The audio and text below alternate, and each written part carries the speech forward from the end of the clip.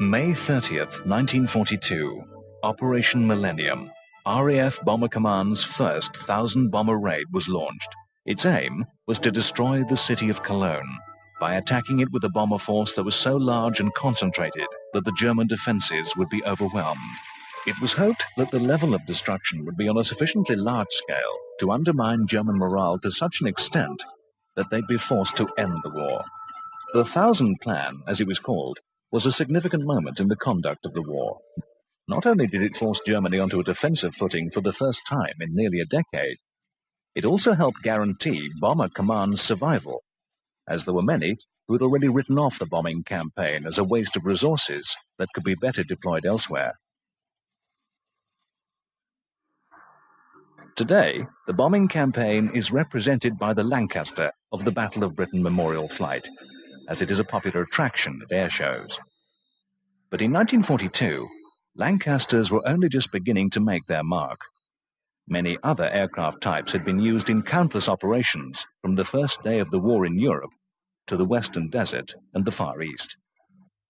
During the 1930s, Britain, alarmed by the rise of Hitler, set about re-equipping her armed services after years of neglect. One of the main beneficiaries was Fighter Command of the Royal Air Force, who was tasked with the aerial defense of Britain against attack by waves of bombers. Everybody was afraid of the bomber, but the bomber to Western nations in the interwar years was regarded rather as nuclear weapons are regarded today. So awful that war couldn't be contemplated. I mean, this was one of the arguments for the development of bomber forces, that if by their development and their ability to attack civilian targets, or even worse, politicians, they made war impossible, then the bomber was a good thing. Of course, the problem was that when war actually came, it was discovered that the bomber couldn't deliver the goods, and in fact didn't deliver the goods until the middle years of the war. So there were films made in the 30s, Things to Come, which showed civilian populations running along in the streets, screaming and terrified in the shadows of bombers passing overhead. And then there was the terrible incident in 1936 in the Spanish Civil War at Guernica, when for the first time a force of bombers destroyed a city or a town. And that threw a tremendous shockwave through people. And there had been efforts made to ban the bomber, but it didn't work, because you couldn't ban the bomber as a weapon of war without restricting civil aviation. And basically all that a bomber is a civil aeroplane with a bomb bay. The British point of view was that the bomber was the ultimate terror weapon, the invincible means of taking the fight to the heart of the enemy's territory. But with the limited resources available, priority was given to building fighters. During the Battle of Britain, this policy was shown to have been the right one, but it also meant that Britain had little in the way of means to fight back. Wars, after all, are won by attacking and overwhelming the opponent's forces, not by defending well. Thus, RAF Bomber Command was wholly underprepared for war. In 1939, when the war broke out, they were laughably unprepared for the sort of war they actually had to fight. They didn't have enough aircraft. They only had 33 bomber squadrons as opposed to the 55 they should have had. They didn't have the right type of aircraft. They didn't have heavy bombers. They had two-engine bombers who simply were inadequately armed to do the job. They didn't have the right technical apparatus to find the targets. They couldn't find Germany, never mind Essen. They didn't have navigators. Navigators weren't introduced until 1941. But other air forces were really no better. That was the state of bombing, of the bomber aircraft, when World War broke out in 1939. The Handley Page Harrow is typical of the kind of thinking that prevailed in the run-up to war in the 1930s. In 1934, the Air Ministry specification B-334 ushered in the era of the monoplane bomber for the Royal Air Force. It asked for modern twin-engine designs to replace biplane bombers such as the Handley Page Hayford and Vickers, Virginia. As in keeping with Air Ministry policy, two companies were awarded contracts for what would become very different aircraft. Armstrong Whitworth designed the Whitley, whilst Handley Page came up with the Harrow. The Harrow first equipped No. 214 Squadron at Feltwell in January 1937. Although it was not equipped with them at the time of delivery, the the Harrow Mark I had power-operated gun turrets in the nose, tail, and mid-upper positions, which was an advance over current service types. Only 100 Harrows were ordered, with the last example being delivered in December 1937. They were powered by 2 Bristol Pegasus engines and could carry up to 3,000 pounds of bombs. It had a service ceiling of 22,800 feet. The Harrow was in first-line use until the beginning of 1940, when it was retired to the role of an unarmed transport.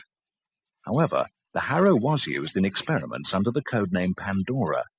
The objective was to drop parachute-suspended explosive charges trailing 2,000 feet of piano wire across the path of raiding Luftwaffe bombers. Operation Mutton, as it was called, continued throughout the Blitz of 1940 to 1941. The experiment was not a great success, accounting for just 4 or 5 kills. The Bristol Bombay was similar to the Harrow in that it too was specified as a bomber and transport. The first production Bombay flew in March 1939 and equipped No. 216 Squadron in Egypt in September that year, just as war broke out. The Bombay was powered by 2 Bristol Pegasus radial engines, and it had a service ceiling of 25,000 feet. It could carry up to 2,000 pounds of bombs or 24 troops over 2,000 miles when fitted with wing tanks. With relatively little power and fixed landing gear, the Bombay certainly did not offer high performance. However, the type also offered few problems to its pilots. The combination of flaps and high-set wing kept takeoff and landing speeds low. The Bombay could therefore use small, poorly prepared airfields without trouble. This was particularly valuable in North Africa, where they were used as light bombers and transports against the Italians. But as the bomber transport concept became outdated, the Bombays gradually disappeared out of service during the mid-1940s, having achieved all and more than its designer had ever envisaged. The Hampden was essentially a stopgap design between biplane and the eventual heavy bombers.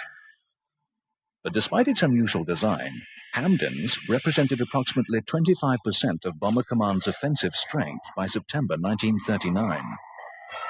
And this is the crew of the bomber that scored a direct hit on a cruiser believed to be the Königsberg and sank her. It was their second operational flight, the first being their raid on Sue. Well, hello.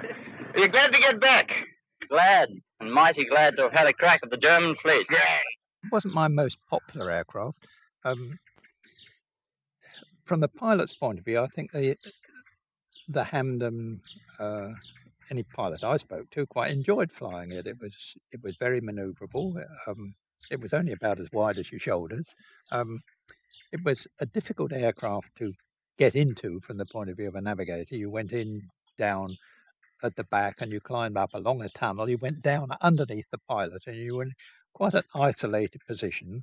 The only communication you really had got with the pilot was over the intercom, and you sat sideways in the fuselage with a wonderful perspex dome. You got a beautiful view there, but from a point of view of communication, you were entirely reliant on the intercom, and I must admit one felt a bit isolated.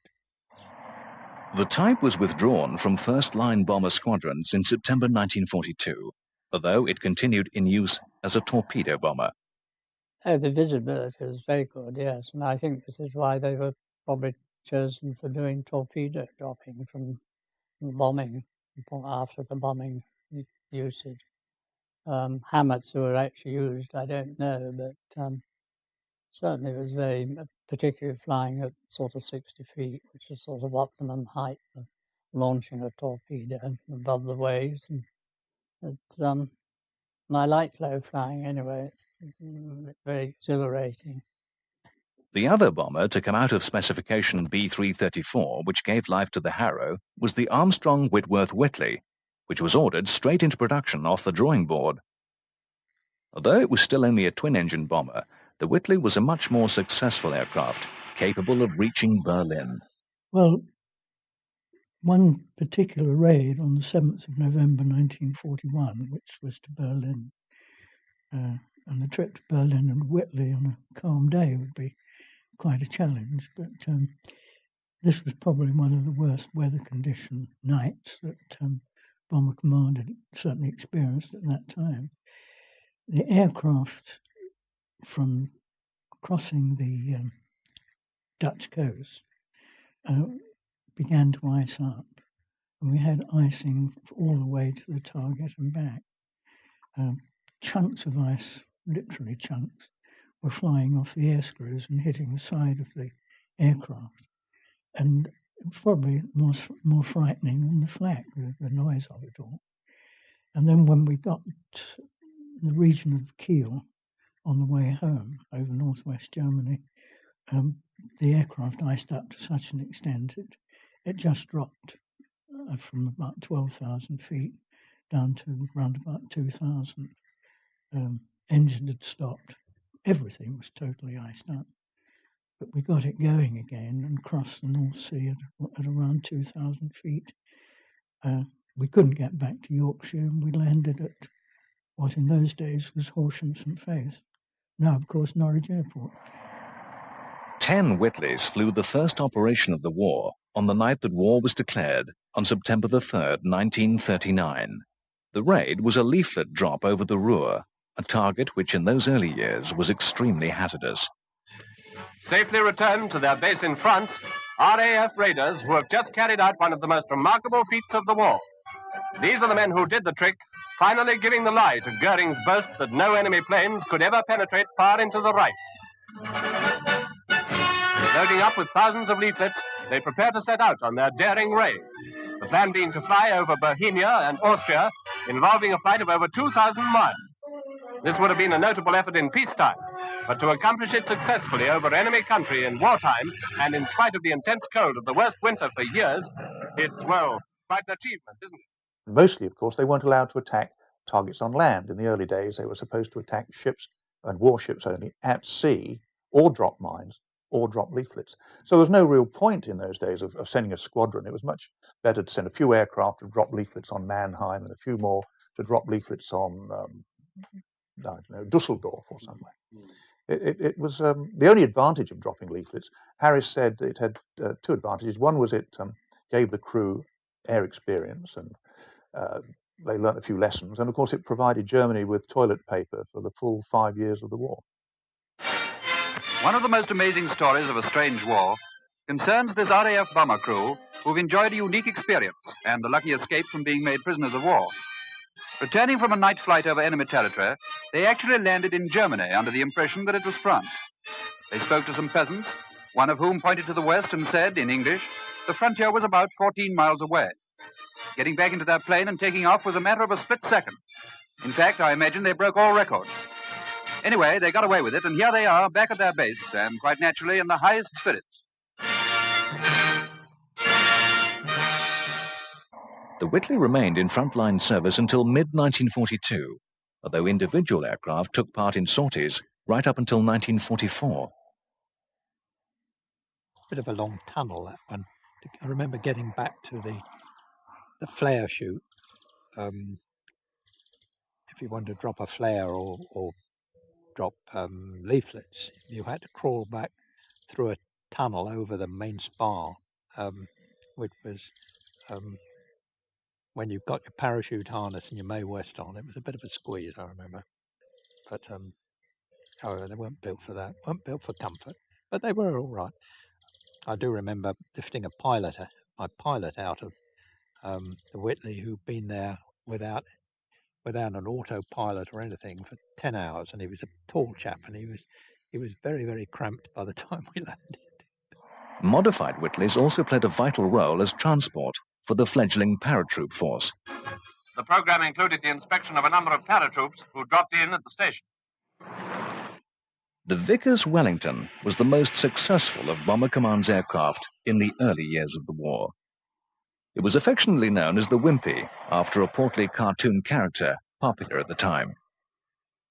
The crews loved the Wellington because it could sustain a lot of battle damage and still get them home.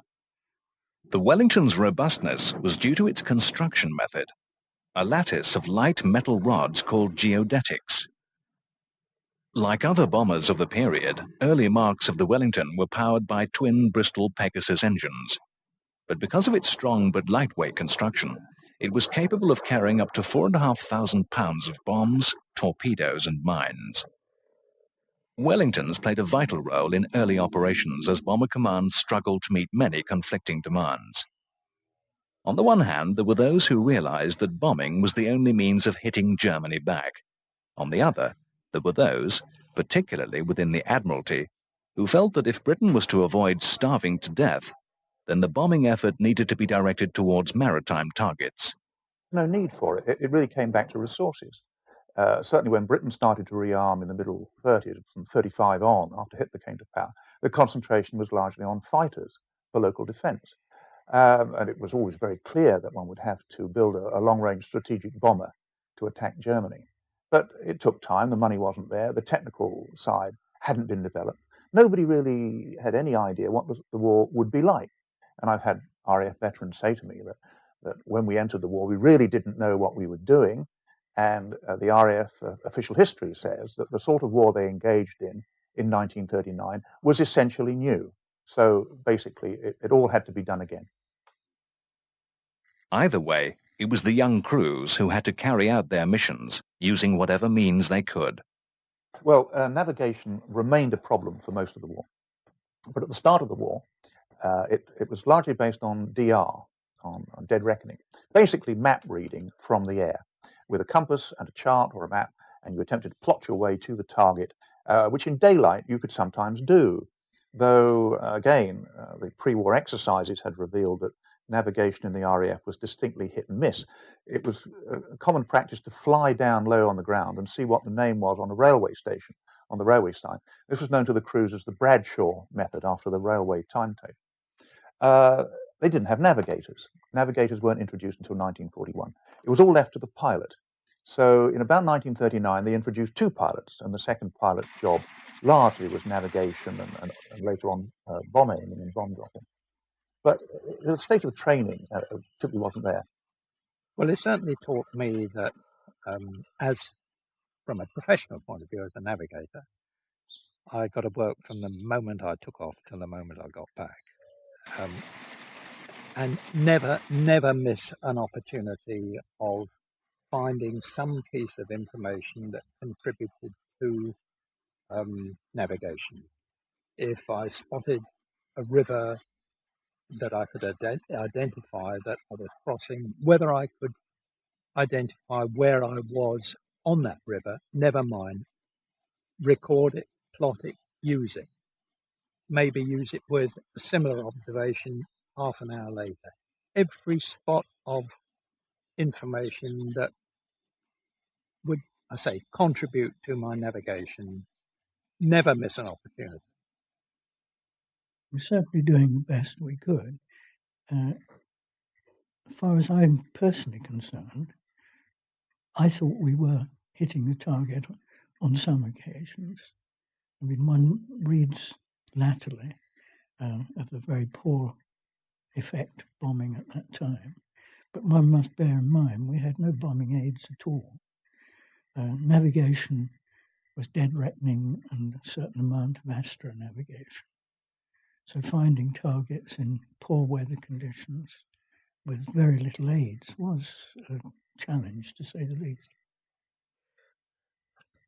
Having been sent to a target inland, about the third operation, I realized that it was hopeless.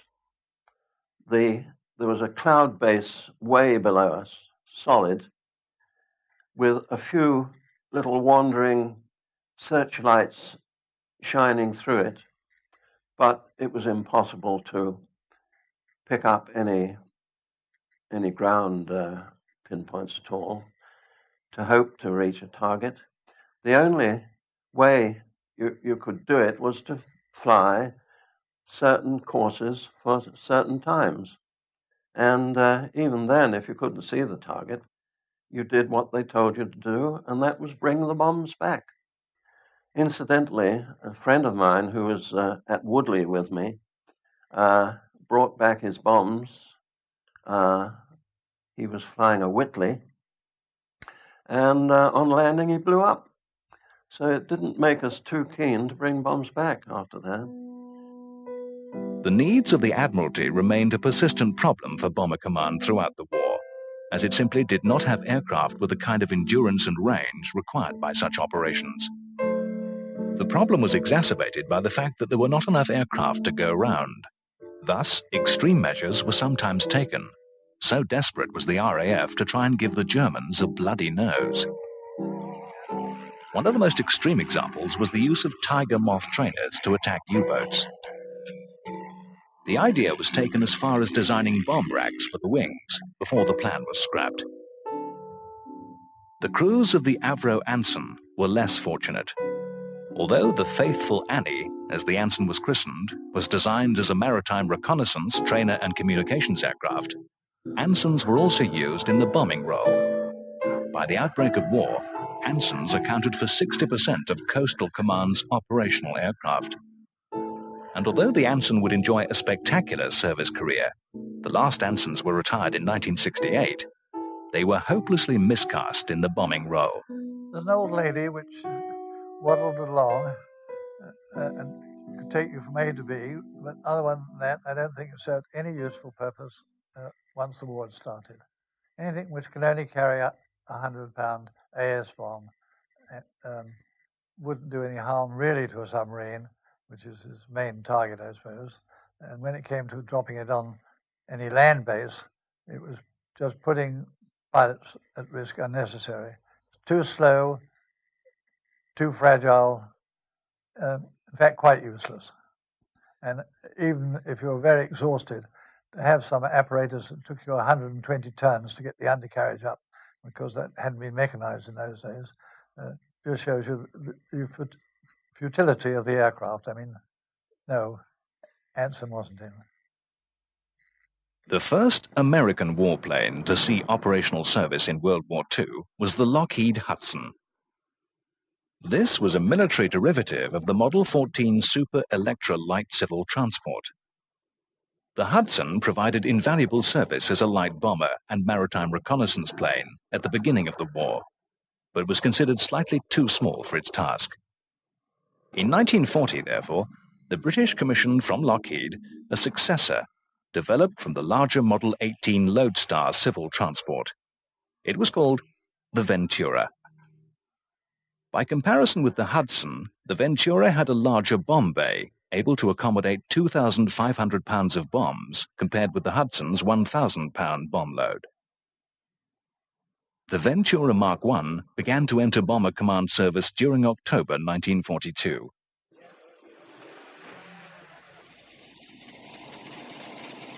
It was powered by two Pratt & Whitney Wasp radials, each delivering over 1,800 horsepower. This was soon increased to 2,000 horsepower in the Ventura Mark II with a speed of 300 miles an hour. The Ventura also featured more potent defensive armament than the Hudson, in the form of two .303 machine guns in the ventral position and 2 or 4 machine guns of the same caliber in a dorsal turret. It also had 4 nose guns, comprising 2 fixed weapons of .5-inch caliber and 2 trainable .303 guns. Although the Ventura was relatively heavily defended, its performance was indifferent, which made it vulnerable to fighter attack, and so it was withdrawn from bombing operations in 1943.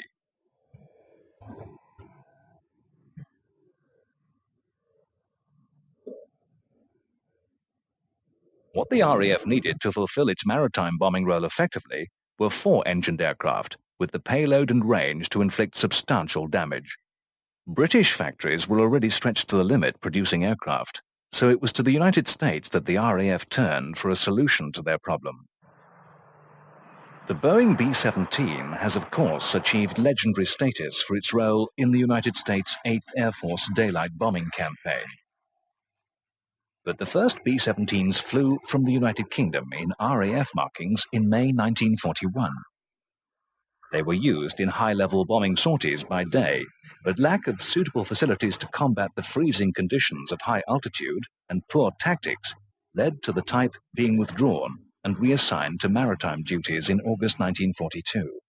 Again, on a once-only basis, Flying Fortress came to an airfield called Downhampton in Gloucestershire one day, and I naturally went up and said, "Can I have a go at this thing?" And he said, "Well, have you flown any four-engine aircraft before?" I said, "Yes, I've flown a Lancaster."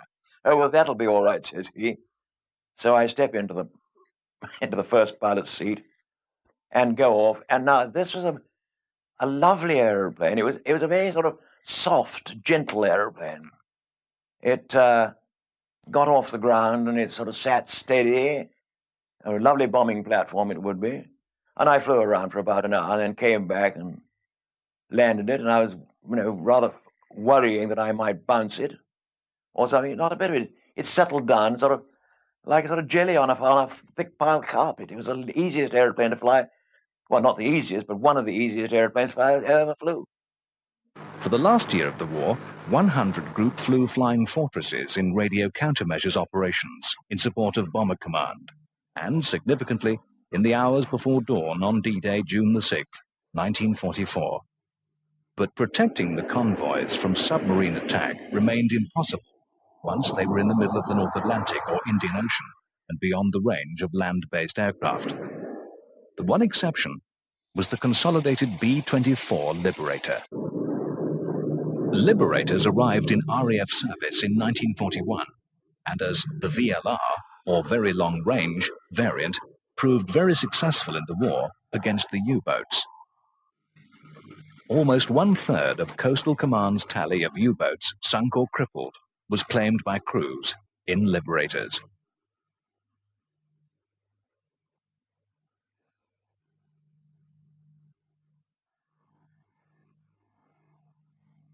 Big things were expected from the Bristol Blenheim, which was the UK's first high-speed tactical bomber when it entered service in 1937.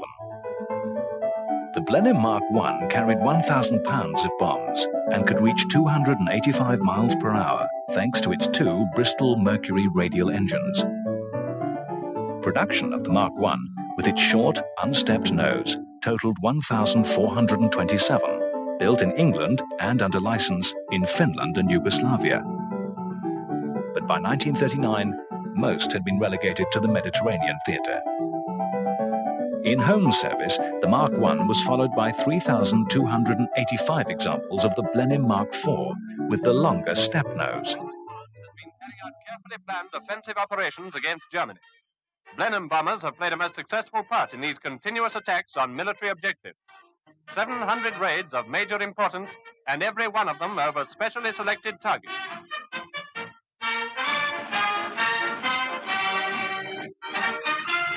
Bombs like these have rained down night after night upon Nazi industry and transport, and tremendous damage has been done to those targets.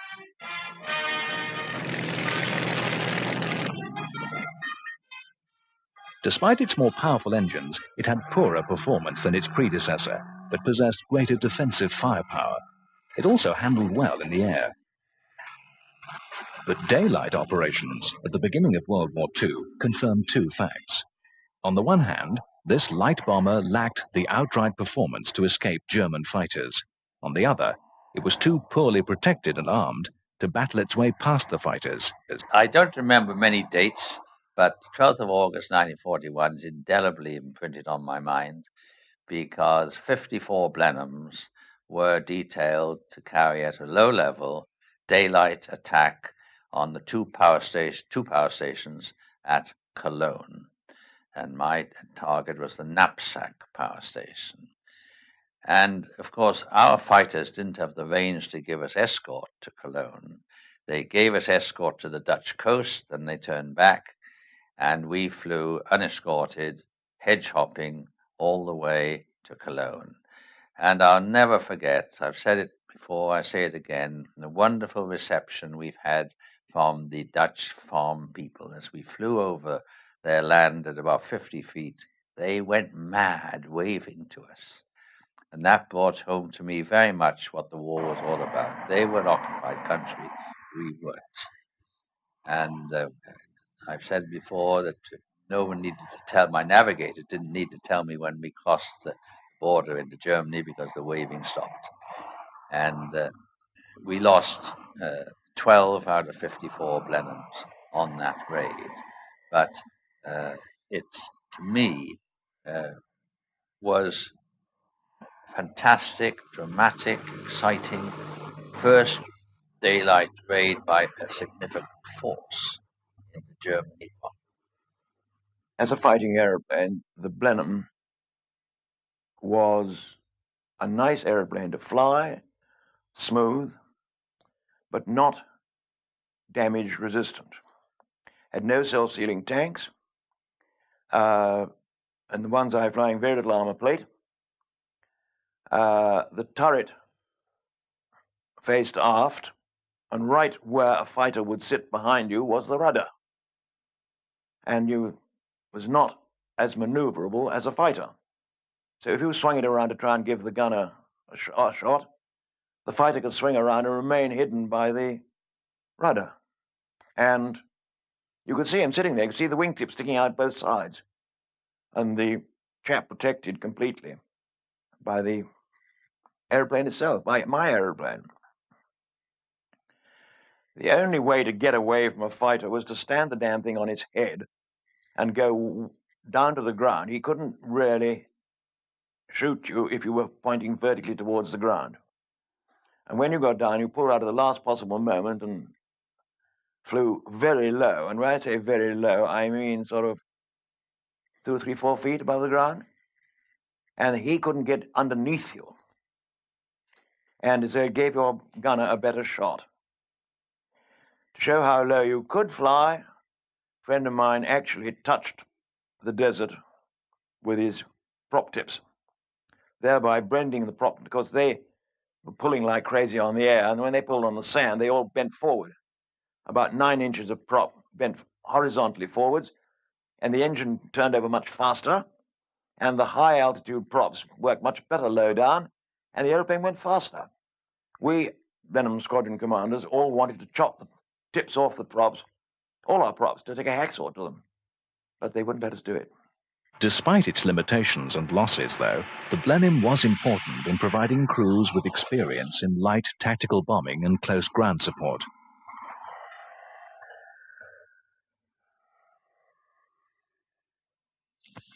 The re-equipment of the Royal Air Force with new planes is progressing, and the latest edition, called the Battle, is the fastest bomber in the world. The exact horsepower cannot yet be revealed,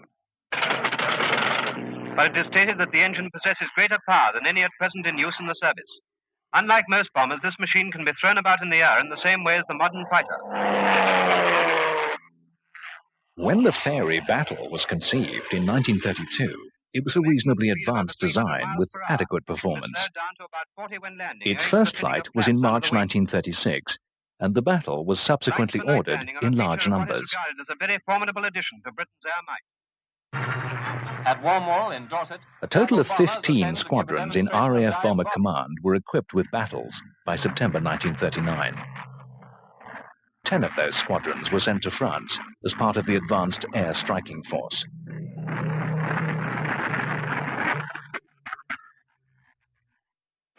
when you read of aerial activity on the Western Front, you may be sure that scenes like these accurately illustrate what has been happening. With an almost casual air, men of the RAF set out on a reconnaissance flight over the Siegfried Line and beyond. There seems no doubt that the Allies' men and machines are superior to Germany's. But the battle's light payload of 1,500 pounds, inferior performance and lack of adequate defensive armament meant that they were obsolete by the time the German onslaught into Western Europe began in May 1940. By June, virtually all of the battle squadrons had been wiped out. After the fall of France, the battle was quickly withdrawn from frontline duties.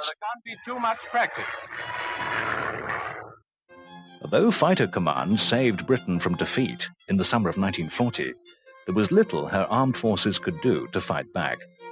All three services were stretched to breaking point, defending what was left of her vast empire.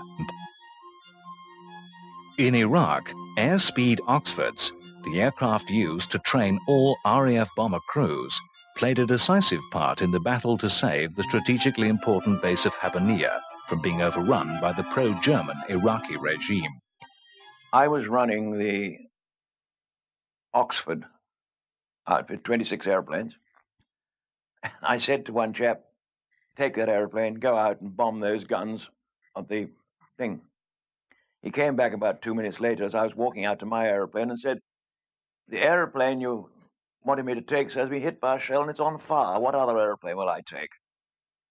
Because they were firing all the time and we were working off the airfield, and it was very frightening indeed. That's when I started smoking. I thought it made me less frightened. The daytime went through, and by the evening, 14 hours later, we had lost a quarter of our pilots and a third of our airplanes, with no possibility of any reinforcements from anywhere. And they hadn't come in, so there's nothing else we could do but to carry on. That night they fired 200 shells into the camp, which of course we couldn't stop, and so the next night we were doing night flying. They couldn't have a flare path, of course, under the noses of the guns. So while the moon was up, they flew the Ordexes from a little airfield we'd built inside the camp. And after the moon went down, I and two other pilots I'd selected flew in the pitch dark. Take off in the total black, not even with cabin lights on because you could see them from the ground, and hope that you didn't hit the wreckage of an airplane on the airfield or the bank, 20-foot bank at the end of the airfield. Got off, flew around, and once every quarter of an hour you dropped a bomb on the plateau. That kept, if you saw the flash of a gun, you drop a bomb on it. So that kept their shelling down very considerably. First night, the warrant officer, one of the people I did, hit the bund at the far end, somersaulted into a marsh at the far end, caught fire, and that was the end of him. The other one was a pilot officer, flying officer, came in, and he was absolutely shaking like a bloody leaf at the end, and he said, I'm not going to do this again, I'll never do this again. And so that left one character. I did 2 sorties the following night and 1 the night after. And believe me, to take off in the pitch black, hoping that you were pointing towards an open area of airfield, and then to come back and fly around over the enemy troops, turn on the landing light at the time when you hoped you were at the beginning of the airfield, slam the thing on the ground, turn off the landing light and keep us straight on the directional gyro, and hope you didn't run into a crashed airplane on the way. It was very alarming, and I did 4 of those, and that was enough. Luckily, the Iraqis also had enough, and they fled. They actually came off the plateau and fled for Baghdad. Elsewhere, in the Mediterranean theatre, it was a case of making do with whatever equipment was available. The Vickers Wellesley was a forerunner of the Wellington in that it used the same method of construction. But by the beginning of World War II, the single-engined Wellesley was obsolete. Some, however, saw limited service against the Italians in North and East Africa during 1940 and 1941. The bombs were carried in streamlined pods under the wings. After 1941, Wellesleys were relegated to a short career of maritime reconnaissance. As in other theatres, the arrival of American-built aircraft in numbers helped significantly to swing the pendulum back in favor of the Allies in the Mediterranean campaign. The origins of the Baltimore 4-seat light bomber lie with the same company's XA-22, which was rejected by the U.S. Army Air Corps in 1939. Adopted by France as the Martin 167F bomber, it was then taken up by the British as the Maryland reconnaissance bomber. Serving in the Mediterranean theatre from October 1940, the Maryland was initially useful, but soon revealed its limitations in performance.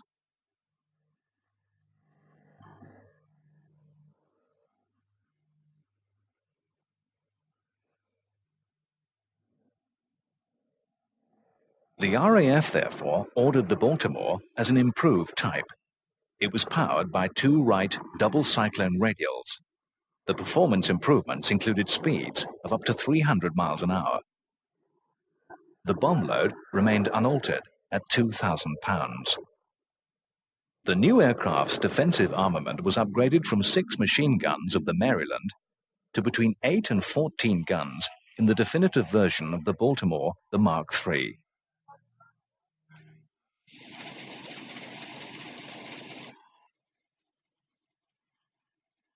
This machine introduced a power-operated dorsal turret that replaced the manually operated guns of the earlier Marks. The new weapons layout was arranged as 4 fixed guns in the wings, 2 or 4 guns in the dorsal turret, as well as 2 guns in the ventral position, and as an option, 4 fixed rear-facing guns. The Baltimore's fuselage was made large enough for the crew members to change position, something that had been impossible in the Maryland. Over 1,500 Baltimores were built, the vast majority of them being operated by the RAF. In service from January 1942, the Baltimore was successful and popular, even though its bomb load was relatively small. The early Marks performed sterling work in the North African desert and Tunisian campaigns, in which the Baltimore operated against the German and Italian ground forces. It also helped in the vital campaign that devastated Axis shipping trying to ferry supplies into North Africa. The Baltimore served with 8 British and 3 South African squadrons in the Mediterranean theatre and played an important part in the Sicilian campaign.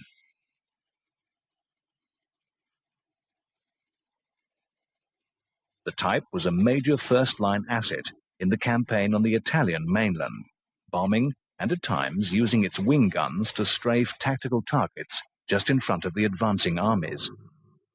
Its speed made the Baltimore difficult to shoot down, and its steady, more potent defensive firepower was another reason why fighter pilots were not keen to engage the type.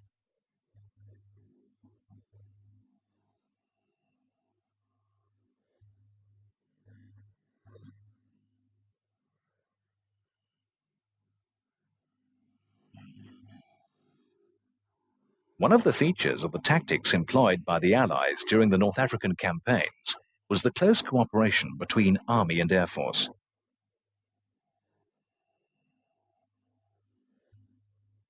In this theatre, bombers generally attack targets of tactical significance, as opposed to the strategic bombing campaign being waged in Europe.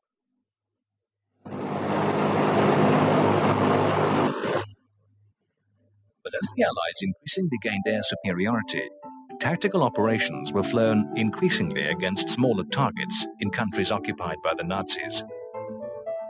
Again, the RAF relied on American-built aircraft to carry out these operations. One of the most successful was the Douglas Boston. The first Mark I's had been delivered to the RAF in mid-1940 and used to convert crews to the tricycle undercarriage. The version most widely used by the RAF was the Mark IV. With 1,600 horsepower engines, it could achieve speeds of 342 miles per hour. It had an armament of 2,600 pounds of bombs and 5 machine guns, including rear firing guns in the engine nacelles. High performance, first-class handling, and an overall ruggedness meant that the Boston was a popular aircraft, and it remained in service until the end of the war in Europe.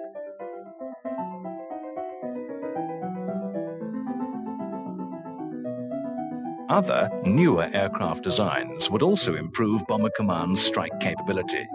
For example, the de Havilland Mosquito played a vital role in the target marking operations flown by the Pathfinder force formed in 1943. Unarmed, built of wood, but extremely fast due to the power of its twin Rolls-Royce Merlins, the Mosquito at first found little favour with officialdom due to its unorthodoxy for a military machine. But once it had been deployed on bombing operations in November 1941, there was no stopping the Mosquito, and it became one of the legendary aircraft in aviation history. We had no armament at all in any of the Mosquitoes I flew. You relied on speed, low level. You were relying on keeping below the terrain, below the radar, and very difficult at that speed for fighters to attack you. At high level, you you relied on your maneuverability and your height and speed. And our losses at the high level operations were dramatically lower than in most other types of operations. Further afield in the Far East, another unusual aircraft was making its mark in RAF hands. The WWII Vengeance was the RAF's first aircraft specifically designed for dive bombing over the land battlefield. Early on in the Second World War, it was realized that ground attack would play a vital role. But by the time the Vengeance became operational in mid-1943, many of the myths about dive bombers had been rationalized. Thus, the Vengeances were deployed against jungle targets in Burma, where aerial combat was less frequent than in other theaters.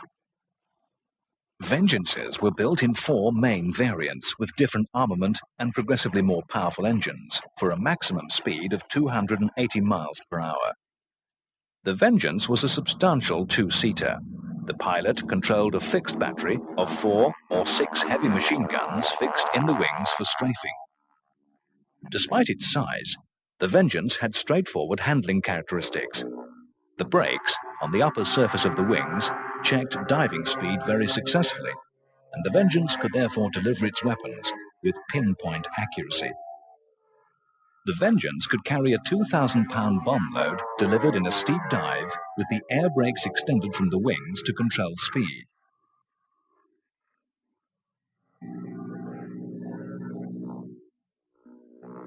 By the end of the first year of war in Europe, Bomber Command had learned some costly lessons.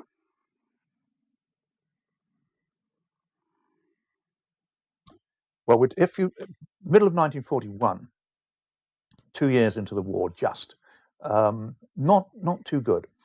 They were getting slightly better aircraft. The Sterling was coming on stream. The Manchester wasn't very successful. It was around 1 or 2 early marks of Lancaster, and the backbone was the Wellington. And the other earlier marks, the Battle, the Hampden, the Blenheim, were being phased out. But there was still this problem. They didn't have enough aircraft. They were always having aircraft filched away to go to the Western Desert in support of the army, to go to Coastal Command to attack U-boats. So there was a terrible problem of trying to get strength up, and losses were still quite high. So basically, they weren't going anywhere in the middle of 1941.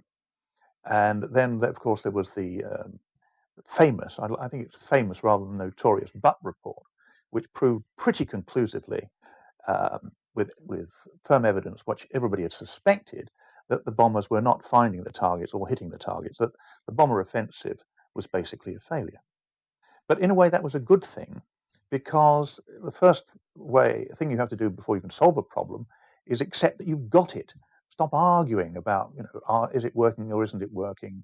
Are we hitting the targets or are we not? No, we're not hitting the targets. Right, let's stop wittering on about that. Let's direct our energies to improving our various aids and aircraft and crew training until we can hit the target. At which moment, of course, they had the greatest asset they ever got, which was Arthur Harris. The biggest problem was accurate navigation deep into Germany, particularly under the prevailing weather conditions that prevailed, for example, in the Ruhr, where at the best of times you went over, there was industrial haze. To a large extent, you were relying on visual identification, both from the point of view of navigation to get there, and when you got near and to the target. And in conditions of deep industrial haze, you'd be looking down and you just be able to see a small area. No way could you get decent map reading to identify, and it was extremely difficult. I mean, that didn't prevail 100% of the time, but there were great difficulties in that, and navigational accuracy, in my view, did not improve until we got the hyperbolic AG. Yes, it was deadening, really. You knew that you were perhaps close to the target because you navigated as best you could, but you knew that within 5 miles or so you're hopeless. And in fact, the most damage we did to the German war effort was killing their cows in the fields around. I think it did chatter us a bit to read really how relatively inefficient we had been. I don't think we realised that we were getting so few bombers close to the target as the Butt report suggested. But in 1941, RAF Bomber Command began to receive the kind of aircraft it would need if it was to prosecute the war against Germany with any kind of effectiveness. The first of the 4-engine heavies to enter operational service was the Short Stirling, which equipped No. 7 Squadron, RAF, in August 1940. A raid carried out at a very low altitude so as to make absolutely certain that the attack should be concentrated on the factories themselves.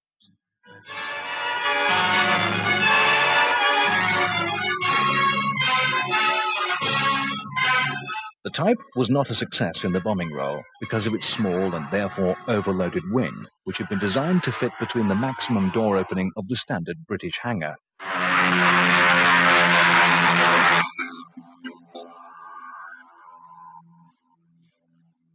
It meant that the Stirling's operational ceiling was dangerously restricted, which in turn led to a disproportionate number of casualties among Stirling crews. Reconnaissance photographs taken at 400 feet prove the accuracy and here's another story of gallantry, of the spirit that spells defeat for Hitler. The crew of that Stirling is being told that it's the gift of Lady McRobert, who has lost her 3 airman sons. Now, she'd lost 3 sons, and you would have thought a mother would be destroyed by that. Not Lady McRobert. What she did, she sent a cheque for £25,000 to Sir Archibald Sinclair, who was the Secretary of State for Air, and she told him to buy a Stirling bomber with it and to send it to her son's squadron, 15 Squadron, and it was to be called McRobert's Reply. They still have, by the way, an aircraft in 15 Squadron called McDonald's Reply. She said, if I had 10 sons, I know they would all have followed the path of duty, and may the blows you strike with her bring us nearer to victory, which I find very affecting. Fulfilling the donor's wish on operational flights over Germany, teaching a barbarian race that no sacrifice is too big a price to pay for freedom. McRobert's reply is Britain's reply. The Stirling later became an invaluable glider tug and transport for paratroops. The Avro Manchester entered service in November 1940, and though potentially a great bomber, it suffered operationally due to the chronic unreliability of its 2 Rolls-Royce Vulture engines. Some 40% of the 202 Manchesters delivered were lost on operations, and a further 25% written off in crashes due to technical defects. I found that the Manchester, once you had a knack with it, you could do anything with it. For instance, the propellers were 16 foot, much longer than the Lancasters, so that you could leave a trickle of engine on the Manchester, just a slightly faster revs than tickover, and it would fly rather like an old Anson. And when you'd reach the point on the landing run when you wanted to touch down, just knocking the throttles back, and she just dropped down on there. And even before the Manchester entered service, Avro's designers were hard at work seeking an alternative to the mistrusted Vulture engine. They eventually proposed a design powered by 4 Rolls-Royce Merlin engines, to be known as the Manchester 3. This proposed variant later became the legendary Avro Lancaster. well, the first thing we knew about the Lancaster was that one of our members came into lunch having done his night flying test on the Manchester. And he said, you won't believe me, fellas, but I've just seen a Manchester with 4 engines. And this was the prototype Lancaster, which was really just a Manchester with 4 Merlins instead of 2 Vultures, with 6 feet on each wingtip. Some of them had 3 rudders, but almost at the same time, the Manchesters adopted 2 rudders too. So the aircraft looked exactly the same, except for a slightly longer wingspan, and the 4 engines. And name my namesake and all the family of Halifax machines. I wish this aircraft and all her sisters Godspeed and success and good luck to their gallant crews.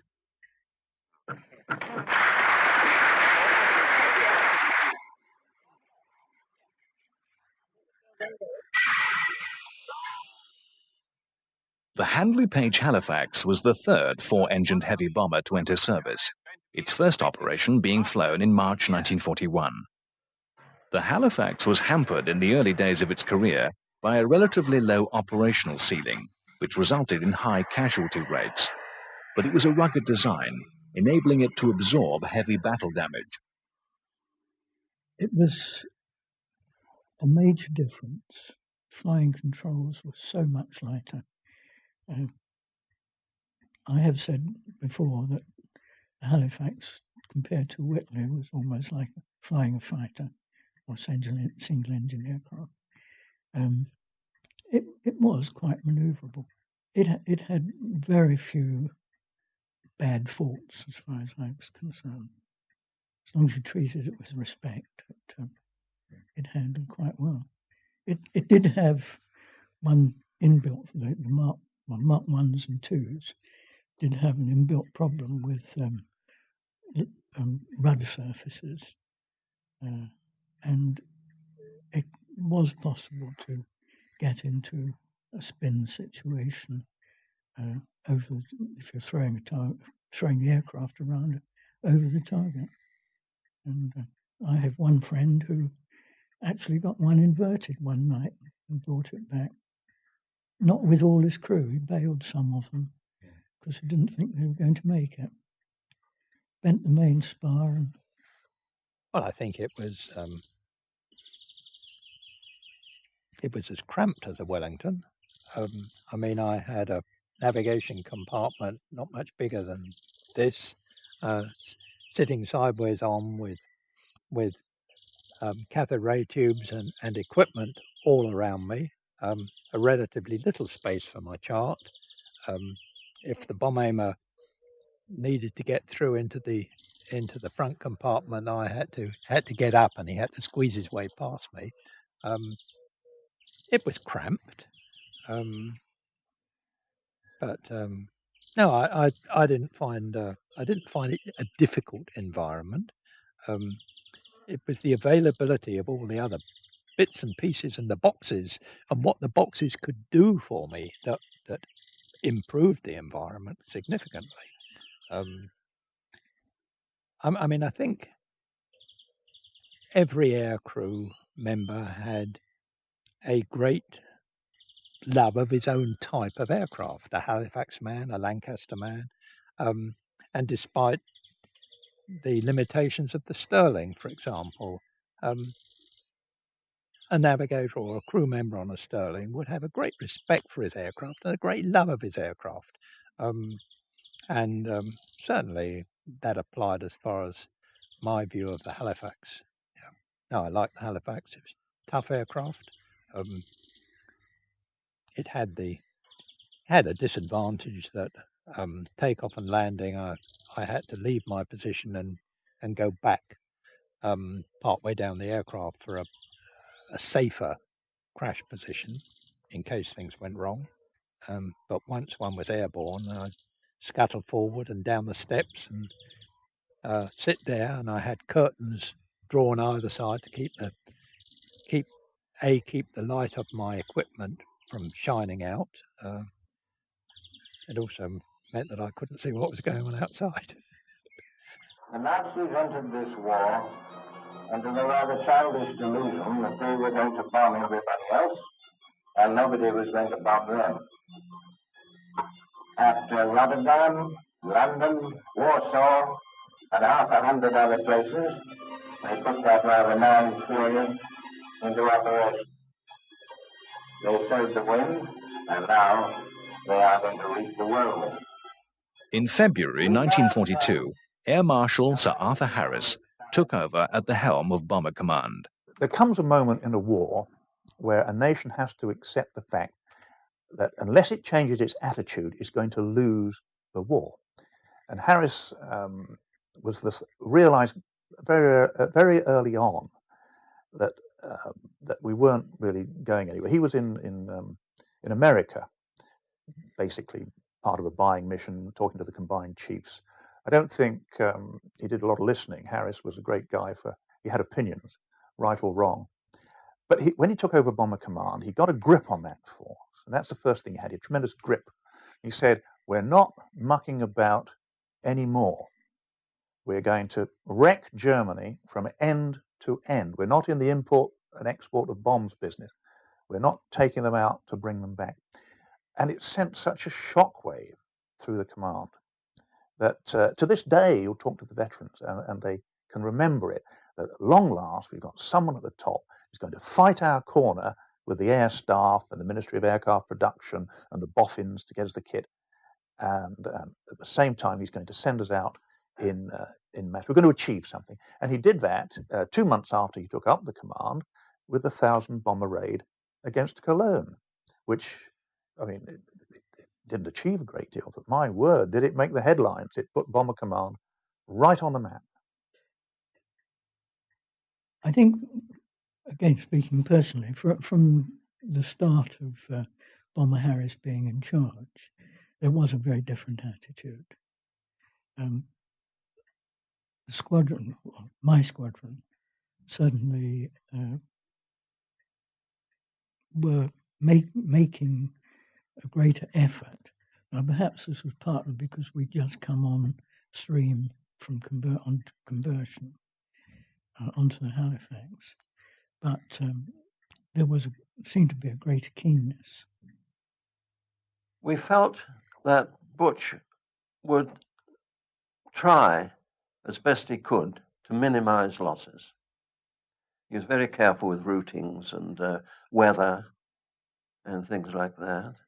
But the harder-nosed people, one who I mentioned a little while ago, told their crews at one briefing that he would sooner lose 50 aircraft tonight and destroy the target and not have to go back night after night after night, losing perhaps 50 and not destroying it. So there's a difference of hardness there to be able to say that to a room full of crews and say, as soon as none of you came back, as long as we... Harris was determined to see Bomber Command make its impact on the war effort. And in the spring of 1942, the 1,000 plan began to take shape. Every bomber that could fly was prepared for action. Even aircraft and crews from operational training units were thrown into what was, after all, an enormous gamble. Failure would mean the end of Bomber Command, and the end, or at least a dramatic scaling down, of the strategic bombing campaign against Germany. The 1,000 bomber raid was the turning point in the bomber war. Arguably, it's certainly what I would argue. For a start, 1,000 bombers. Now that's not nickels and dimes anymore. That's an enormous force. No other air force in the world had ever put up 1,000 aircraft on one single operation. And reports came back of this whole city having been wrecked. And one, it wasn't, but it got a fair knock. They got a fair knock in against Cologne. It made wonderful headlines. No one could really argue from that point on that the bomber force wasn't doing something. And an awful lot of the, what should we call it, backstabbing and backbiting stopped after the 1,000 bomber raid. The change of attitude, I think, was demonstrated particularly at briefing. As soon as it was announced what the target was and what the raid was to be, and that there would be 1,000 aircraft on stream, it became very apparent that it was a new approach. And I think it was a greater keenness on that particular night. And when we taxied out on takeoff, ground crew and station administration staff were lining the runways, because by that time news of there was something special on. I hope the target wasn't common knowledge. I was actually on target 65 minutes after the first aircraft, with a mixed bomb load of incendiaries and high explosives. So as I approached Cologne, I could see the fires, the glow of the fires. My first impression actually was it was the moon rising. But of course it was glow of fires, and one could see that seen crossing the Dutch coast. That was fantastic seeing.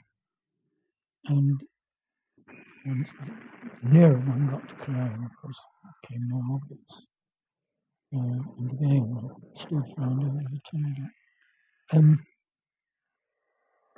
My initial impression, frankly, was a futility of what was happening. But I have to confess that I had a flashback to the situation in London. My first leave from the Air Force in 1940 was at Christmas. And I'd come through the tube stations, seeing the people being used as air raid shelters, and the people sleeping on the platforms. And it gave me a determination to do something about it. The 1,000 bomber raid was certainly not the last large-scale attack. Larger formations would bomb Germany repeatedly over the next 3 years, sometimes attacking targets a lot further away than the Ruhr. Yeah, that was a long one. 10 hours and 10 minutes, and we ended up in Manston with, we were on 3 engines, and at times we were only on 2, and we'd had a tussle with the fighter on the way back. So, but that was a long one, yeah. But on the other hand, there's a friend of mine who sadly was on the Chemnitz operation as his first raid ever. And I remember having words about that. I disagreed with my commanding officer on sending a new crew on such an operation, and he listened, but he didn't change. But today, there are those who still question the validity of the bombing campaign. Well, the first thing that surprised me was almost everything that the public believe about Harris and RAF Bomber Command isn't true. Harris did not destroy the city of Dresden because of personal pique. He didn't start the area bombing offensive. The RAF Bomber Command air crews were not war criminals or terror flyers. It was a necessary act in the middle of a world war, and it contributed in a very large way to Allied victory. So I came out of it fully convinced that they had a story to tell, that they had been grossly misjudged by history in the last 50 years. The bomber in the Second World War changed the nature of war. Civilians, thousands of miles apart, became part of the front line. And unpalatable though it may be, this was the consequence of waging total war. It taught our leaders to think again about the nature of conflict. But the price of this lesson had been high. Some 55,000 men in Bomber Command alone became casualties, almost the highest in any armed service.